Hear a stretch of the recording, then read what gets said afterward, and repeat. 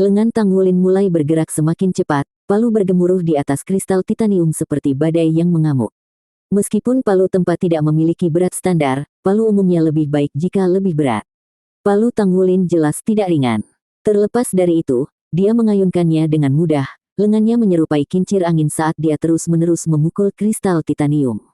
Nada logam yang tajam bergema di seluruh arena, dan suara itu segera mulai berdering begitu cepat sehingga mereka menyatu untuk membentuk satu nada yang jelas dan abadi. Musik pengrajin memenuhi udara. Itu adalah pengalaman yang luar biasa bagi semua orang yang hadir. Tang Wulin mengitari logam saat dia menempanya, terus menyesuaikan sudut serangannya, tetapi seiring berjalannya waktu, tidak ada perubahan yang terjadi pada masa kristal titanium. Seolah-olah serangan Tang Wulin terlalu lembut.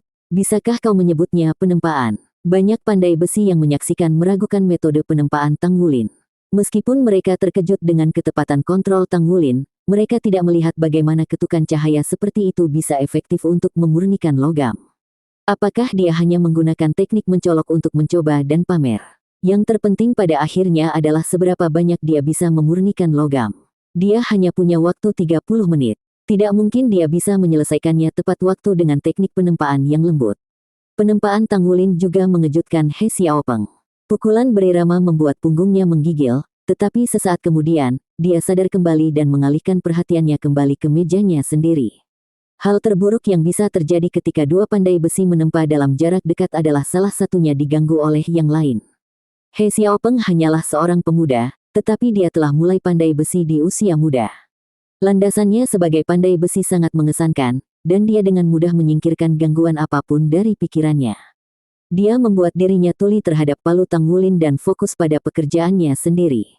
Dari semua pandai besi yang hadir, hanya Feng Wuyu yang secara halus mengangguk menyetujui tindakan Tang Wulin, senyum bangga terbentuk di bibirnya.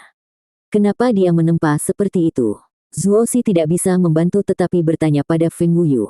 Dia mungkin adalah Scarlet Dragon Douluo yang kuat, tapi dia tahu sedikit lebih banyak daripada orang berikutnya dalam hal pandai besi. Pada saat itu, mungkin karena merasa bangga dengan Tang Wulin, Feng Wuyu tidak begitu saja menggurui Zuoxi. Perhatikan baik-baik, mungkin terlihat seperti Wulin menempanya dengan sangat lembut, tetapi setiap serangan membawa kekuatan yang cukup untuk menembus kristal titanium. Meskipun ukurannya tidak berkurang, benang emas di dalam logam sedang dimanipulasi, hampir seolah-olah dia sedang memintal sutra darinya. Dia meluruskan benang emasnya terlebih dahulu sehingga dia bisa menemukan urat dan sumber kehidupan dari kristal titanium. Begitu dia mencapai itu, dia kemudian akan membangkitkan semangatnya. Dia menempanya dari dalam keluar. Ini adalah metode penempaan yang paling cocok untuk logam berkualitas tinggi seperti kristal titanium. Tentu saja, orang awam seperti Anda tidak akan pernah mendengar ini. Hanya pandai besi peringkat kelima ke atas yang mampu menggunakan teknik ini, dan bahkan kemudian, tidak semua orang bisa melakukannya. Petik 2. Feng Wuyu terkekeh puas. Tunggu saja, Anda akan melihat betapa terampilnya murid saya. Petik 2. Zuoxi memutar matanya ke arah ekspresi puas Feng Wuyu, tetapi tidak repot-repot menanggapi. Dia hanya senang bahwa seseorang tahu betapa berbakatnya kakeknya itu. Dan Feng Wuyu benar, siapapun yang mengamati dari dekat akan dapat melihat benang emas di dalam kristal titanium Tang Wulin yang berangsur-angsur berubah. Tepi kasar logam mulai menjadi halus, dan yang terpenting, benang emas bersinar semakin terang saat dia terus memalu logam. Saat itulah He Xiaopeng akhirnya memulai proses penempaannya. Dia menekan tombol di atas meja dan sepotong kristal titanium panas yang bersinar muncul. Tidak seperti bidak Tang Wulin, benang emas di dalam He Xiaopeng tidak bisa dilihat sama sekali. Itu hanya tampak seperti bola api. Sepasang palu hitam pekat muncul di tangan He Xiaopeng, dan dia memukul dengan kedua palu. Dua poni bergemuruh bergema di seluruh arena. Kristal titanium bergetar karena benturannya, tetapi berkat proses pengapuran, kristal itu tidak pecah. He Xiaopeng terus menempa seperti itu. Metodenya tidak berbeda dengan apa yang dianggap oleh pandai besi lain sebagai norma. Palunya turun seperti kilat, ledakan setiap sambaran berbunyi serentak. Sementara tempaan Tang Wulin terdengar seperti derai hujan simfoni, He Xiaopeng adalah badai yang mengamuk. Masing-masing dan setiap serangannya bergemuruh. Satu pandai besi bekerja secepat mungkin sementara yang lain maju dengan lambat dan stabil. Gaya tempa mereka berada di ujung spektrum yang berlawanan. Para pandai besi di antara penonton menebak bahwa Tang Wulin menggunakan beberapa teknik penempaan khusus, tetapi mereka tidak dapat memahami mengapa dia memilih metode yang berbeda dari He Xiaopeng. Hei, Zheng Yiran menyenggol Yang Nianxia yang berdiri di sampingnya. Jika itu kamu, apakah kamu akan melakukan hal yang sama seperti Tang Wulin? Yang Nianxia menjawab dengan nada berbisik. Saya akan melakukan apa yang dilakukan He Xiaopeng. Dia mengandalkan kekuatan pukulan palu untuk melepaskan benang emas di dalam kristal titanium dan memurnikannya.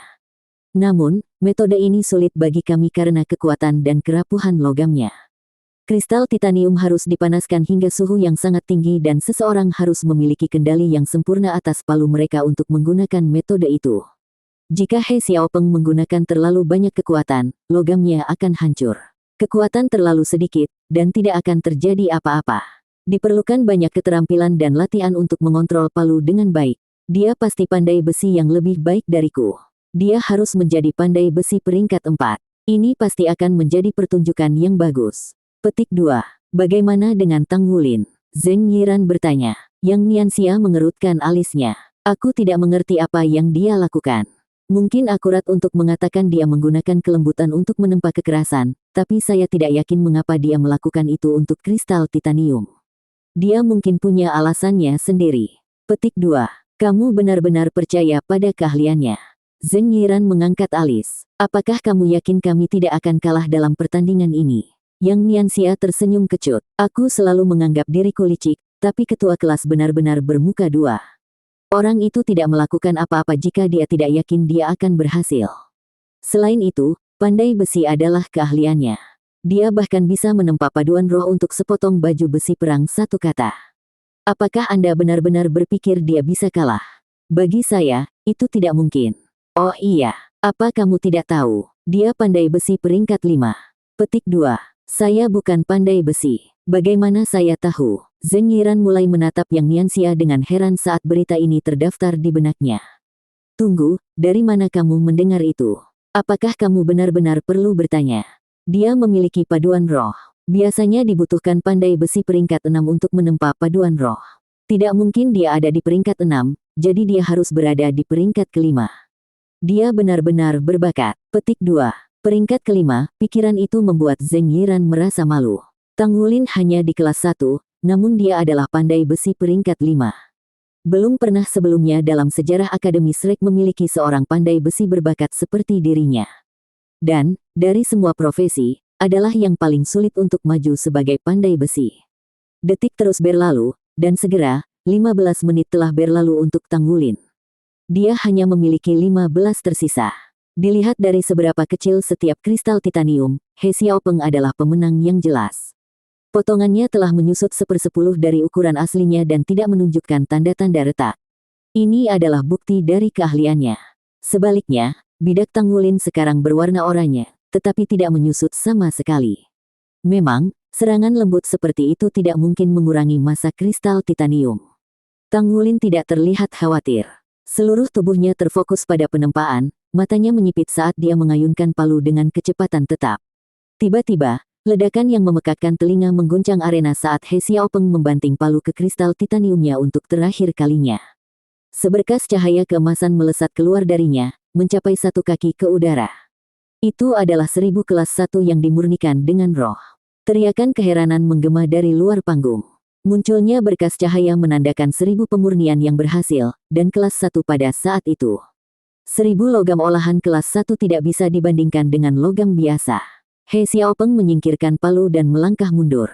Dadanya bergerak naik turun saat dia berusaha mengatur napas. Seberkas cahaya bertahan selama beberapa detik kemudian secara bertahap menyebar. He Xiaopeng sekarang selesai menempa.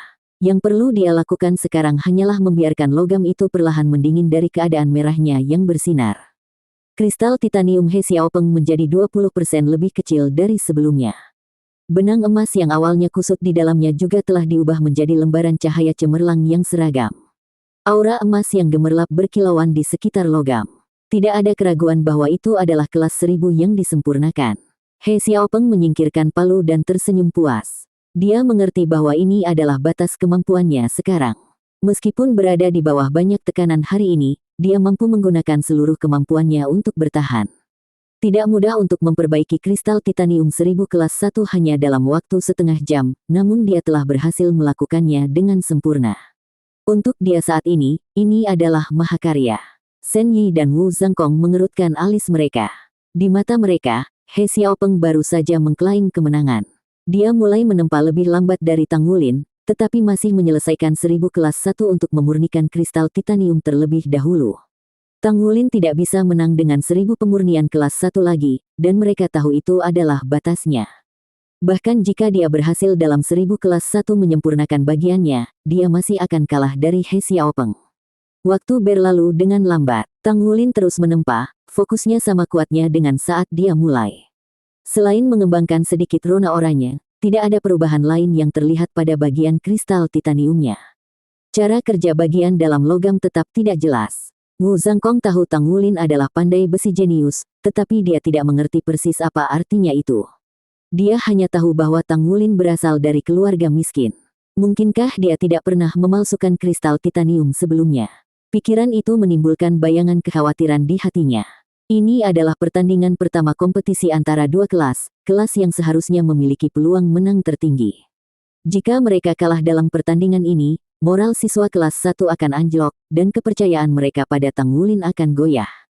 Sekarang, tidak ada yang bisa mereka lakukan selain percaya padanya dan berdoa agar dia melakukan mukjizat. Saat batas waktu semakin dekat, benturan palu Tang Wulin menjadi lebih intens. He Xiaopeng mengawasinya dengan penuh perhatian. Bahkan sebagai sesama pandai besi, dia tidak tahu apa yang dilakukan Tang Wulin. Pada titik ini, tidak peduli bagaimana dia melihat situasinya, Tang Wulin tidak mungkin melampauinya. 10 detik lagi. Meskipun Shen Yi merasa cemas, dia bertindak sebagai wasit yang tepat dan mulai menghitung mundur. 9, 8, 7, 6. Setitik keringat membasahi dahi siswa kelas 1. 5. Beberapa gelisah dengan cemas. 4. 1 tegukan lagi. 3. Dalam sepersekian detik itu, seluruh keberadaan Tang Wulin tampak tumbuh lebih tinggi, dan dia dengan ganas membanting palu ke logam. Raungan drakonik meledak dari tubuhnya, cahaya keemasan muncul darinya. Cahaya melesat ke bagian oranye dari kristal titanium di depannya.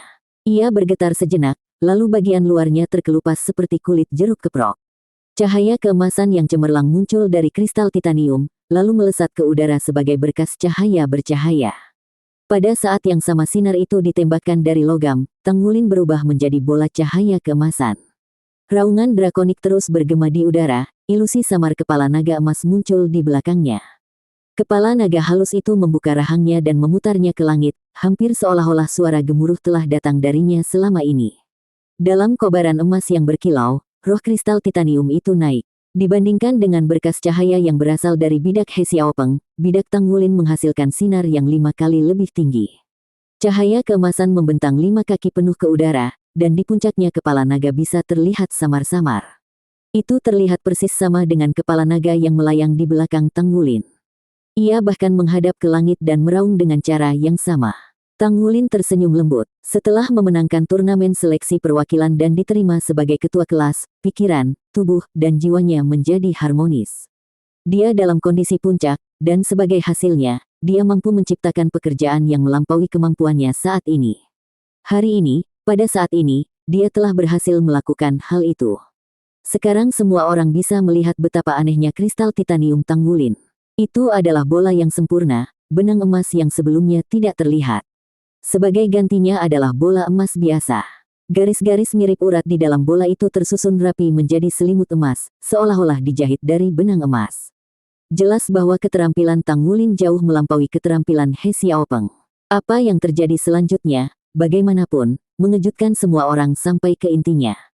Tubuh kristal titanium mulai menyusut hingga menjadi 2/3 dari ukuran aslinya. Kerumunan menjadi liar karena tidak percaya.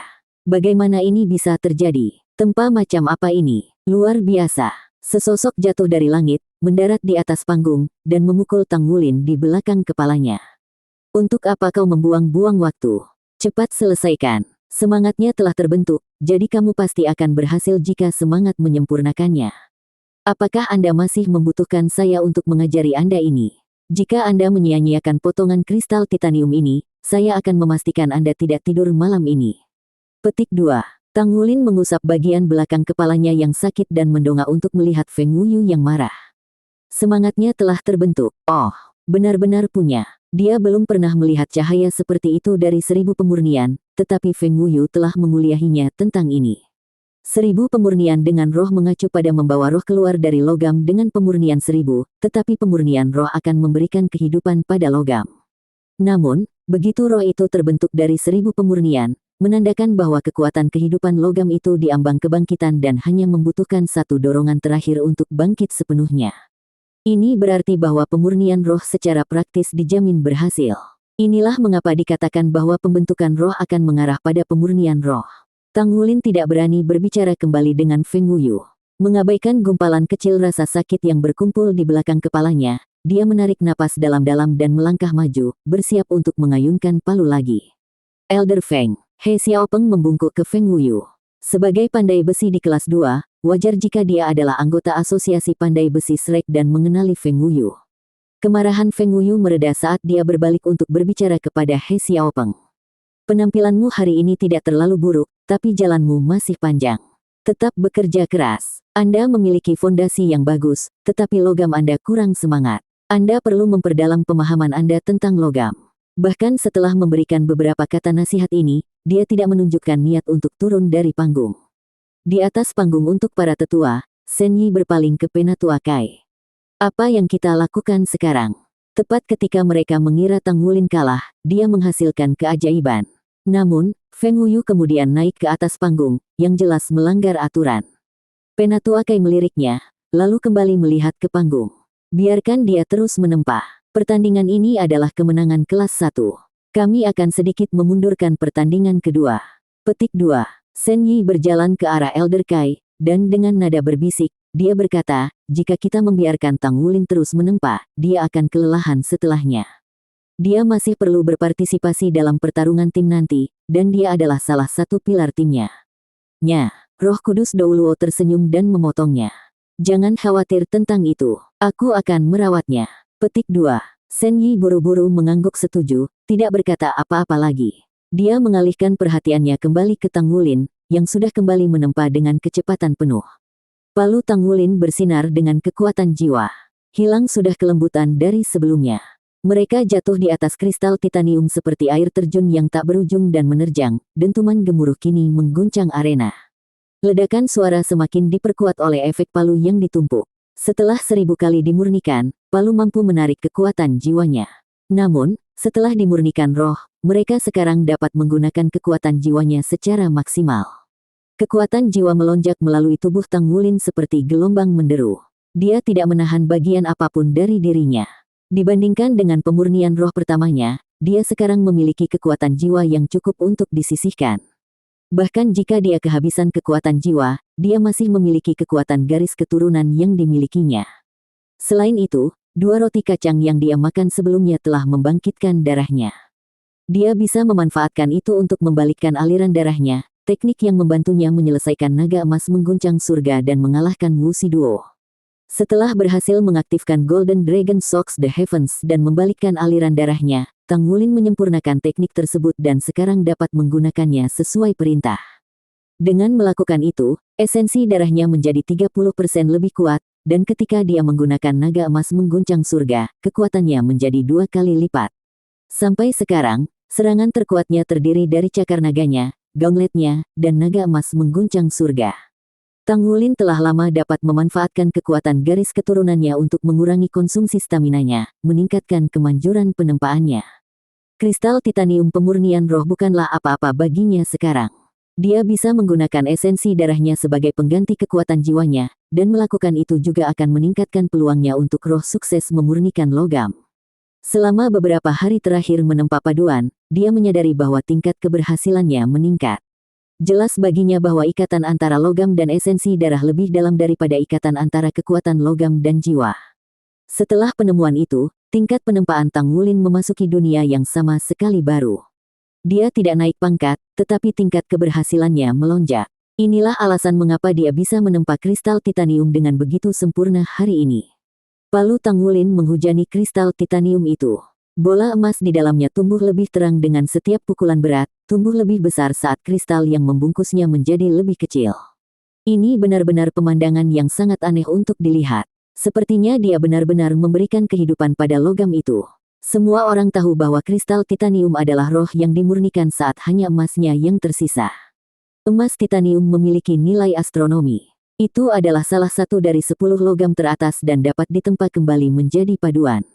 Lupakan master jiwa normal, bahkan Doulos yang berjudul menginginkan logam seperti itu. Semua yang belum menjadi master armor perang 4 kata akan melakukannya. Sepotong emas titanium bisa secara drastis meningkatkan ketangguhan dan sifat lain dari baju besi perang. Itu adalah harta yang mutlak.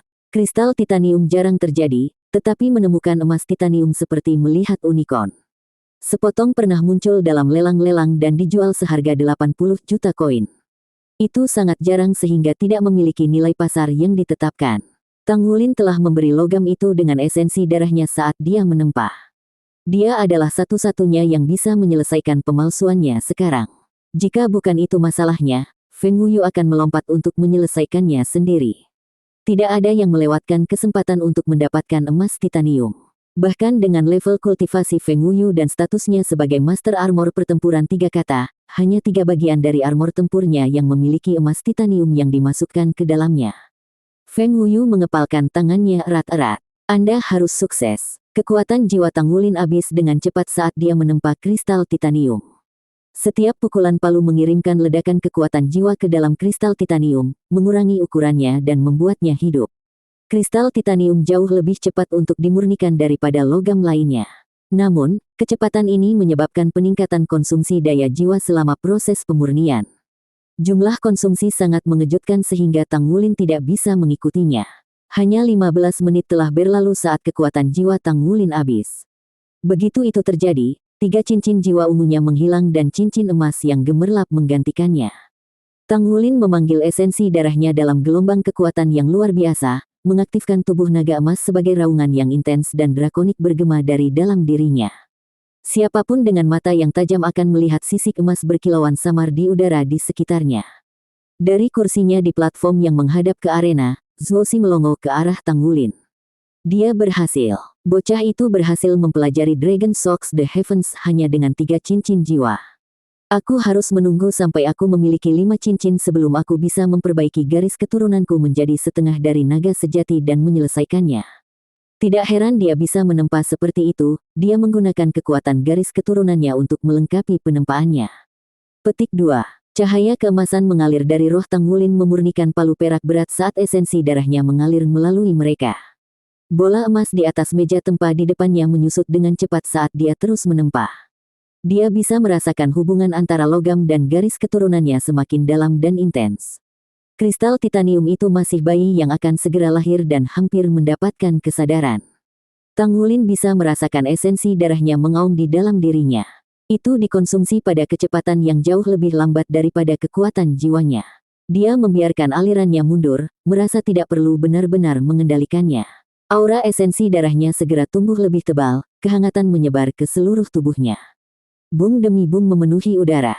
Lagu tempaan Tang Wulin sekarang mengikuti lagu yang sama seperti lagu He Xiaopeng. Bahkan, itu lebih keras. Kristal titanium tumbuh lebih cerah dengan setiap serangan, bola emas dengan cepat mengisi ruang yang ditempati kristal logam sebelumnya. Apa? Dia akan berhasil dalam pemurnian roh. Dia sebenarnya pandai besi peringkat 5. He Xiaopeng menatap Tang Wulin dengan kaget. Pada usia 17 tahun, dia adalah murid tertua di kelas 2. Dia selalu menganggap dirinya ajaib karena menjadi pandai besi peringkat 4 pada usia 17 tahun. Namun Musi, sebagai pandai besi peringkat 4, dipindahkan dan menunjukkan kepadanya bahwa itu bukanlah masalahnya. Jika dia tidak pindah terlambat, dia mungkin telah mengancam posisinya sebagai perwakilan pandai besi dari kelas 2. Bahkan sebelum pertandingan ini, beberapa orang mengatakan dia harus naik daripada dia.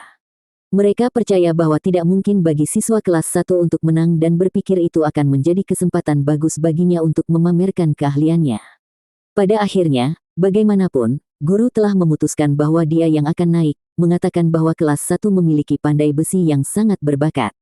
He Xiaopeng tidak keberatan dengan kata-kata guru saat itu, tetapi dia juga tidak meremehkan lawannya.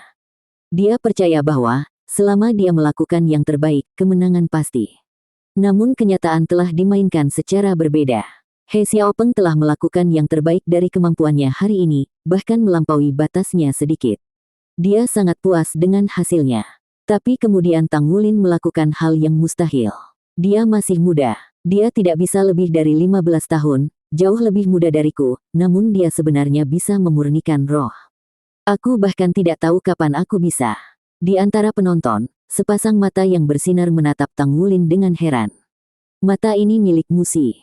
Musi tahu Tang Wulin adalah pandai besi peringkat 5, tapi ini adalah pertama kalinya dia melihat dia pemurnian roh. Dia benar-benar bisa melakukannya. Cahaya keemasan itu seharusnya menjadi esensi darahnya, aku tidak percaya itu sudah begitu kuat. Dia bahkan lebih luar biasa dari sebelumnya. Sebagai kakak perempuan Tang Wulin, tidak ada yang memahami keterampilan pandai besi dan tingkat pemahamannya lebih baik darinya.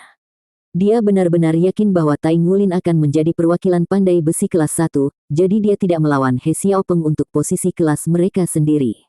Dia tidak ingin bersaing dengan Tang Wulin karena dia tidak pernah menang melawannya sebelumnya, dan dia tahu kali ini tidak akan berbeda. Senyum Musi semakin lebar dan lebar saat dia melihatnya menempah. Dia maju selangkah demi selangkah, dan sekarang dia bisa menyempurnakan kristal titanium. Apakah ada yang tidak bisa dia lakukan? Untungnya, tidak ada teman sekelasnya yang memperhatikannya. Mereka semua fokus pada tontonan yang terjadi di atas panggung. Jika beberapa orang telah melihat wajahnya, mereka pasti akan meragukan dia berada di sisi mana. Tang Wulin membawa palu ke atas kristal titanium sekali lagi. Mereka menghantam logam, mengirimkan getaran gemuruh ke seluruh arena dan semua orang yang hadir. Cahaya keemasan di sekitar Tang Wulin mulai memudar, dan tiba-tiba, retakan muncul di kristal titanium. Semua orang menatap logam itu, mata terbelalak. Celah. Ada celah di dalamnya.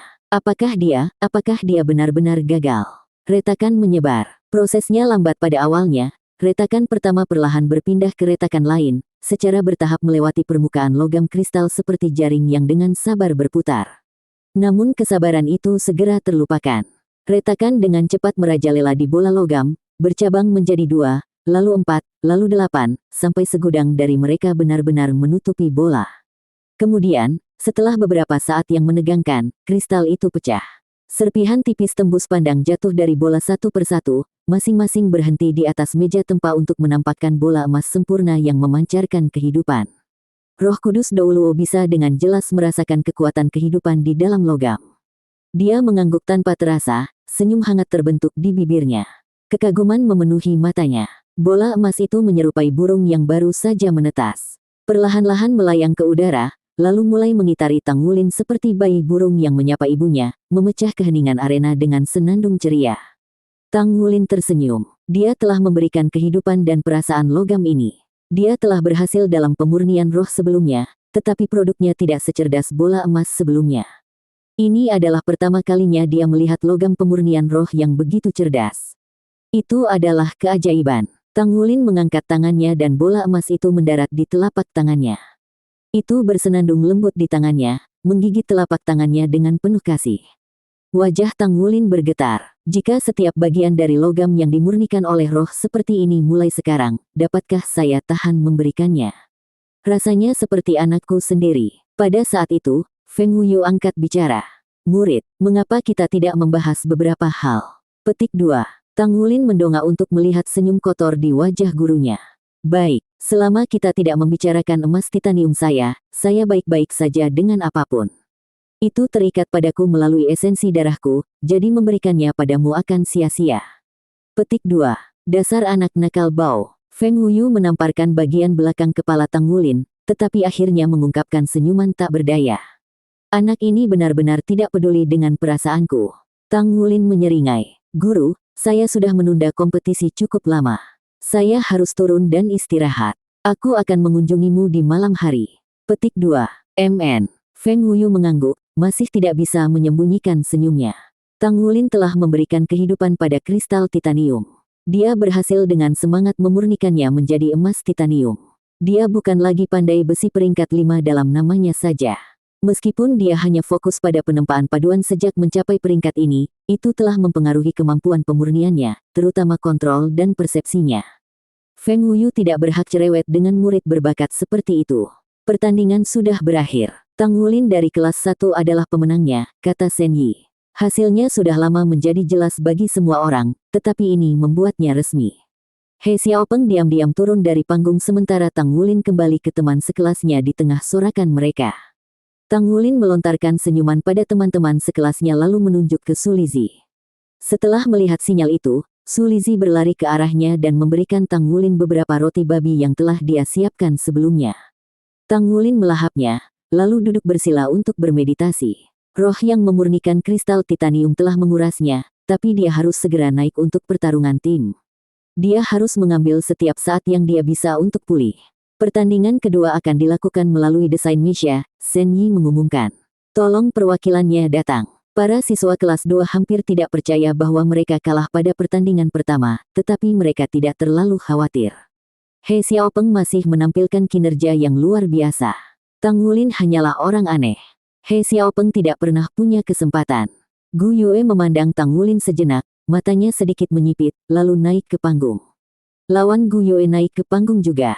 Dia tinggi dan tidak kalah cantik dari Musi. Tidak seperti gadis-gadis di kelas 1, dia memiliki sedikit kedewasaan. Dia tampak seumuran dengan He Xiaopeng, sekitar 16 atau 17 tahun, seorang wanita muda di puncak masa mudanya. Sebagai perbandingan, Gu Yue memiliki penampilan rata-rata. Tidak ada tentang dirinya yang benar-benar menarik perhatian orang lain. Hal yang paling menarik tentang dia adalah temperamennya yang dingin. Untuk pertandingan ini, meja tempat tetap di atas panggung. Permukaan datar mereka akan bekerja dengan baik untuk rancangan desain seperti yang mereka tempah. Gadis dari kelas 2 melirik seorang anak laki-laki di antara penonton dan memberikan senyum manis padanya. Anak laki-laki itu mengangguk sebagai jawaban. Anak laki-laki itu adalah Yuanen Yehui. Xie tidak melewatkan ini. Dia melongo pada keduanya, pikirannya terguncang dari percakapan itu. Apa yang sedang terjadi? Jika saya tidak tahu lebih baik, saya akan berpikir mereka adalah pasangan. Puas, gadis itu lalu menoleh ke Gu Yue. Halo, saya Bai Hanying dari kelas 2. Mohon beritahu saya. Petik 2. Gu Yue kelas 1. Shen Yi melihat di antara kedua gadis itu, lalu berjalan ke tepi peron sekali lagi. Pertandingan desain ini akan menguji penalaran Anda dan kualitas desain Anda. Anda memiliki 30 menit untuk merancang tantangan yang tepat untuk satu set perlengkapan perang. Anda bisa menggunakan desain lama Anda. Elder Kai akan memilih sendiri pemenangnya. Petik 2. Tantangan. Mendengar itu, siswa kelas 1 bersorak. Tim Tang Wulin telah menyusun tantangan kanannya. Mempertimbangkan hubungan antara Gu Yue dan Tang Wulin, mereka yakin bahwa dia yang merancangnya. Karena dia mampu membuat desain untuk sepotong baju besi perang satu kata, mereka yakin mereka memiliki pertandingan ini di dalam tas. Kertas grafik dan alat tulis langsung diantarkan ke atas panggung dan diletakkan di atas meja tempah. Saat semuanya sudah diatur, Shen Yi berteriak, mulai. Dengan pernyataan itu, pensil kedua pesaing mulai menari, isi pikiran mereka mengalir ke atas kertas. Pada dasarnya tidak mungkin membuat desain dari awal hanya dalam 30 menit. Apa yang benar-benar diuji oleh pertandingan ini adalah dasar-dasar desain mereka. Gu Yue tidak menggambar terlalu cepat atau terlalu lambat. Pensilnya bergerak dengan mantap di atas kertas, tidak pernah berhenti sedetik pun. Bentuk sarung tangan dengan cepat terbentuk di kertasnya. Di sisi lain panggung, Bai Hanying menggambar lebih cepat, terus-menerus menghapus dan merevisi desainnya. Terlepas dari itu, dia membuat kemajuan pesat. Tak lama kemudian, 30 menit yang dialokasikan habis. Yang kedua mereka lakukan, Bai Hanying dan Gu Yue meletakkan pensil mereka pada waktu yang hampir bersamaan. Kedua desain tersebut dikirimkan kepada Penatua Kai. Dia menyerahkan salah satunya kepada Roh Kudus Douluo. Dua Douluos berjudul membutuhkan beberapa menit untuk memeriksa desain dan mendiskusikannya. Setelah mereka mencapai konsensus, Penatua Kai berdiri. Gu Yue dan Bai Hanying menatap peron dengan penuh harap. Pertandingan ini seri. Penatua Kai melihat di antara kedua gadis itu. Gu Yue, desainmu untuk sarung tangan satu kata menggabungkan paduan semangat dan sangat komprehensif. Ini desain yang praktis dan efektif. Bai Hanying, desain Anda jauh lebih rumit, dan itu menerapkan banyak teori lanjutan dengan sempurna. Namun, keseluruhan desainnya cacat. Jika Anda berhasil menyelesaikannya, Anda akan menjadi desainer peringkat kelima. Apakah desain Anda ditujukan untuk seseorang dengan jiwa bela diri kembar? Petik 2. Bai Hanying mengangguk. Ya, Penatua Kai. Penatua Kai melanjutkan. Untuk menyempurnakan desainmu, kamu harus bekerja sama dengan Gu Yue. Anda akan dapat saling melengkapi dan memperbaiki kekurangan Anda, membuatnya jauh lebih mudah untuk menyelesaikan desain. Menambahkan paduan roh ke desain akan sangat meningkatkan tantangan satu kata yang dimaksudkan untuk seseorang dengan jiwa bela diri kembar. Anda akan membuang banyak waktu jika Anda bekerja sendiri. Petik 2. Bai Hanying menoleh untuk melihat ke arah Gu Yue, sekejap keraguan di matanya. Merancang baju perang untuk seseorang dengan jiwa bela diri kembar sudah menjadi tugas yang sulit.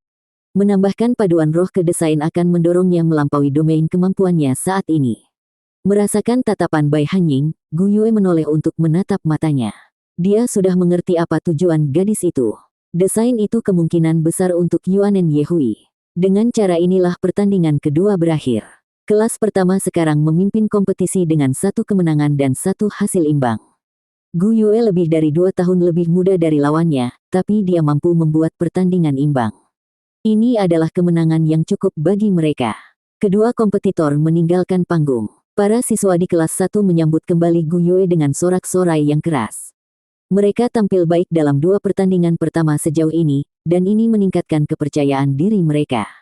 Namun, siswa kelas 1 mengalami kekalahan telak di pertandingan ketiga. Tang Wulin tidak mengenali pembuat Misha yang dikirim kelas 2. Dia adalah pembuat peringkat keempat, tetapi kelas 1 hanya memiliki Luo Guixing peringkat ketiga. Perbedaan antara keduanya jelas, dan kekalahan datang dengan cepat. Pertandingan keempat, sebaliknya, sangat mengejutkan. Wu Shiduo adalah mekanik yang cukup berbakat, tetapi lawannya adalah ketua kelas dari kelas 2, Yuanen Yehui. Yuanen Yehui menang dengan selisih tipis pada akhirnya, tetapi dia tahu bahwa dia lebih tua dari Wu Shiduo setahun, jadi dia tidak bisa merasa puas dengan kemenangan itu. Dengan selesainya pertandingan keempat, kelas 2 memiliki 2 kemenangan, 1 seri, dan 1 kekalahan. Tampaknya kemenangan mereka sudah pasti, tetapi mereka tidak tampak bahagia sama sekali.